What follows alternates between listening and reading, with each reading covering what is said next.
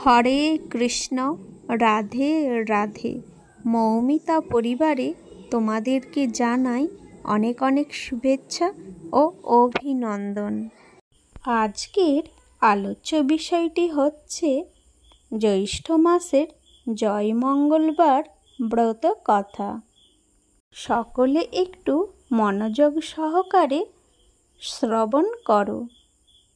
প্রথম থেকে শেষ পর্যন্ত না শুনলে কিছুই বুঝতে পারবে না এবং ভালোও লাগবে না। তাই প্রথম থেকে শেষ পর্যন্ত দেখার জন্য অনুরোধ রইল। জয় মঙ্গলবার ব্রত আমরা সকলেই করে থাকি প্রায়, কিন্তু এই ব্রতের মাহাত্ম্য শ্রবণ করা আমাদের অবশ্যই উচিত। শ্রোতা বন্ধুরা, তো শুরু করা যাক এবার ব্রত মাহাত্ম্য পাঠ। জ্যৈষ্ঠ মাসের শুরু থেকে সংক্রান্তি শেষ পর্যন্ত যে কটি মঙ্গলবার পরে প্রতিটি জয় মঙ্গলবার ব্রত হিসেবে পালন করা হয়। কুমারী এবং সধবা উভয়েই জয় মঙ্গলবার ব্রত পালন করে থাকে। জেনে নেওয়া যাক এই ব্রতের পিছনে প্রচলিত কাহিনী। এক দেশে এক সওদাগর ও এক বেনে বাস করতেন। সওদাগরের ছিল 7 ছেলে আর বেনের ছিল 7 মেয়ে। একদিন মা মঙ্গলচণ্ডী এক বুড়ির বেশ ধারণ করে প্রথমে বেনের বাড়ি গেলেন। গিয়ে বললেন, ও মা, 2টি ভিক্ষা দাও গো। বেনে বউ তাড়াতাড়ি ভিক্ষার থালা সাজিয়ে ভিক্ষা দিতে এলেন। বামুনি জিজ্ঞেস করলেন, তোমার কয় ছেলে, কয় মেয়ে মা? বেনে বউ বললেন, আমার 7 মেয়ে মা, কোনো ছেলে নেই। বামুনি তখন বললেন, আমি ছেলে 8 কুঁড়োর মুখ দেখি না আর মেয়ে 8 কুঁড়োর ভিক্ষে নিই না। এই বলে যেই উনি চলে যাবার জন্য প্রস্তুত হলেন, অমনি বেনে বউ তার পায়ে কেঁদে বললেন, যাতে ছেলে হয় তার একটা উপায় করো মা।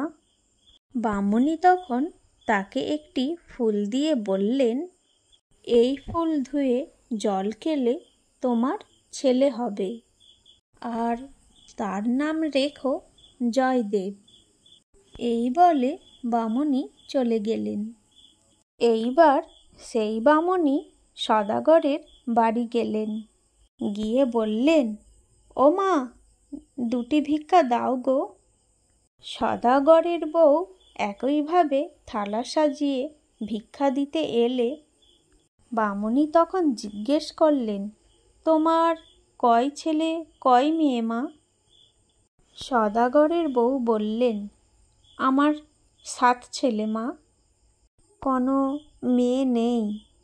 বামুনি তখন বললেন, আমি মেয়ে 8 কুঁড়োর মুখ দেখি না আর ছেলে 8 কুঁড়োর ভিক্ষা নিই না। এই বলে যেই উনি চলে যাবার জন্য প্রস্তুত হলেন, সওদাগরের বউ পায়ে পড়ে কাঁদতে লাগলেন, যাতে মেয়ে হয় তার একটা উপায় করো মা। বামুনি একটি ফুল দিয়ে বললেন, এই ফুল ধুয়ে জল খেলে তোমার মেয়ে হবে, তার নাম রেখো জয়াবতী। এই বলেই বামুনি চলে গেলেন। কালক্রমে 2 বউই পোয়াতি হল। বামুনির কথা অনুযায়ী তারা তাদের ছেলে মেয়ের নাম রাখল, যথাক্রমে জয়দেব ও জয়াবতী। জয়দেব এবং জয়াবতী ক্রমে বড় হল। একদিন যখন জয়াবতী মা মঙ্গলচণ্ডীর পুজো করছিলেন, তখন জয়দেবের পায়রা উড়ে এসে জয়াবতীর কোলে এসে পড়ল। জয়দেব এসে তাকে বললেন, আমার পায়রা ধরেছ কেন? আমায় ফেরত দাও। জয়াবতী তখন বললেন, আমি কেন ধরতে যাব? ও তো নিজেই এসে বসেছে আমার কোলে, আর আমি ওকে দেব না।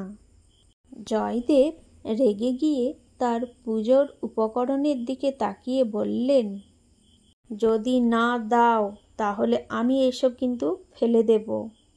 এই সব কথা শুনে জয়াবতী ভয় পেয়ে বলল, এইসব বলতে নেই, আমি মা মঙ্গলচণ্ডীর জয়মঙ্গলবার ব্রত করছি। জয়দেব জিজ্ঞেস করল, এতে কি হয়? জয়াবতী উত্তর দিল, এ ব্রত করলে সে জলে ডোবে না, আগুনে পড়ে না, খাঁড়ায় কাটে না এবং কিছু হারালে তা পেয়ে যায়, মরে গেলে বেঁচে যায়, দেশের রাজা মরলে সে রাজা হয়ে যায়। এই কথা বলার পরে সে জয়দেবকে পায়রা ফিরিয়ে দিলেন। জয়দেব তার বাড়িতে এসে দুঃখী মনে শুয়ে পড়লেন। তার মা তাকে জিজ্ঞেস করতে তিনি বললেন যে তার জয়াবতীর সাথে বিয়ে দিতে হবে। তার মা তাকে বললেন, এ আর এমন কথা কি? তোর বাবাকে বলে সব ঠিক করা যাবে। জয়দেবের বাবা জয়াবতীর বাবাকে অনেক কিছু পাঠিয়ে তাকে এই বিয়েতে রাজি করালেন। জ্যৈষ্ঠ মাসের একটি মঙ্গলবারে তাদের বিয়ের দিন ঠিক হলো। তারপরে দুজনের বিয়ে হলো।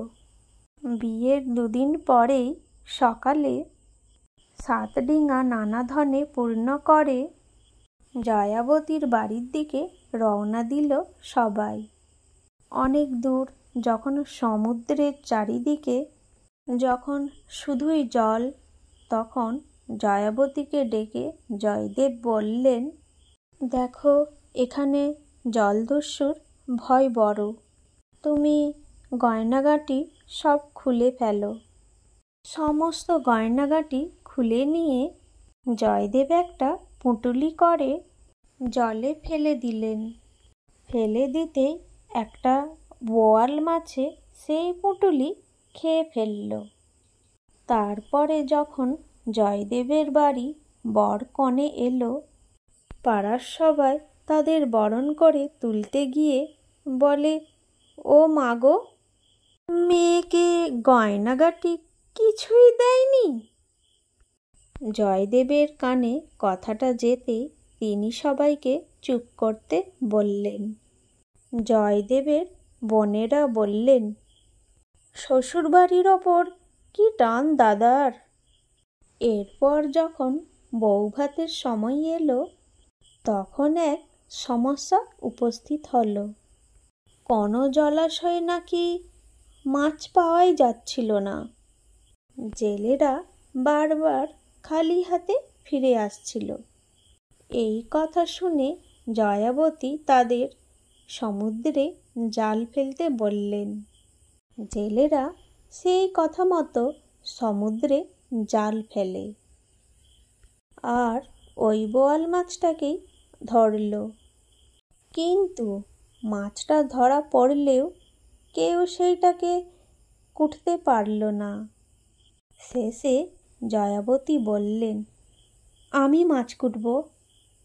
শুনেই সকলে হেসে উঠল। কিন্তু জয়াবতী মা মঙ্গলচণ্ডীকে স্মরণ করে মাছ কুটতে গেল। যেই না বটির গায়ে মাছ ঠেকালেন, অমনি মাছ কেটে টুকরো টুকরো হয়ে গেল, আর সেই গয়নার পুঁটলি তার কোলে এসে পড়ল। তারপর যখন জয়াবতী সেই গয়নাগাটি পরে বেরিয়ে এলেন, সবাই তাকে দেখে অবাক হয়ে গেল। জয়দেব সেই গহনা ফিরে পেতে মনে মনে ভাবলেন, সত্যিই তো হারানো জিনিস ফিরে এলো। এরপর রান্না করার কথা উঠতেই জয়দেব বললেন, জয়াবতী রান্না করবে। জয়াবতী তখন মা মঙ্গলচণ্ডীকে স্মরণ করে রাঁধতে গেলেন। সবাই খেয়ে অনেক অনেক প্রশংসা করল। এরপর তাদের যথাসময়ে একটি ছেলে হলো। একদিন ছেলেকে শুইয়ে জয়াবতী কাজে গেছেন। জয়দেব এসে ছেলেকে নিয়ে গিয়ে কুমোরের পোয়ানে ফেলে দিলেন। সেই দিন কুমোরের পোয়ানে উনুন জ্বলল না। মা মঙ্গলচণ্ডী এসে ছেলেকে নিয়ে মায়ের কোলে দিয়ে আসলেন। আর একদিন ছেলেকে নিয়ে জয়দেব পুকুরে ঘাড় গুঁজে পুঁতে দিয়ে এলেন। মা মঙ্গলচণ্ডী আবারও তাদের ছেলেকে বাঁচিয়ে জয়াবতীর কোলে দিয়ে এলেন। একদিন জয়াবতী ছেলেকে শুইয়ে রেখে কাজ করতে গেলেন। এসে দেখেন জয়দেব ছেলেকে একখানা কাটারি দিয়ে কাটতে যাচ্ছেন। জয়াবতী দেখেই ছুটে এসে চেঁচিয়ে বললেন, তোমার এখনো বিশ্বাস হলো না? জয়দেব তখন হাত থেকে কাঠারি ফেলে বললেন, হ্যাঁ, এইবার আমার বিশ্বাস হয়েছে। তারপর জয়াবতীর আরও অনেক ছেলে মেয়ে হলো। জয়দেব এবং জয়াবতী সুখে ঘরকন্না করতে লাগলেন। তাঁরা তাদের ছেলে মেয়েদের এই ব্রতের কথা প্রচার করতে বললেন। ধীরে ধীরে এভাবেই জয়মঙ্গলবার ব্রত সবার মধ্যে প্রচার পেল। এই ব্রত মাহাত্ম্য পাঠ এখানেই শেষ করলাম। সকলেই ভালো থেকো এবং সুস্থ থেকো, আর প্রেম সে বলো রাধে রাধে।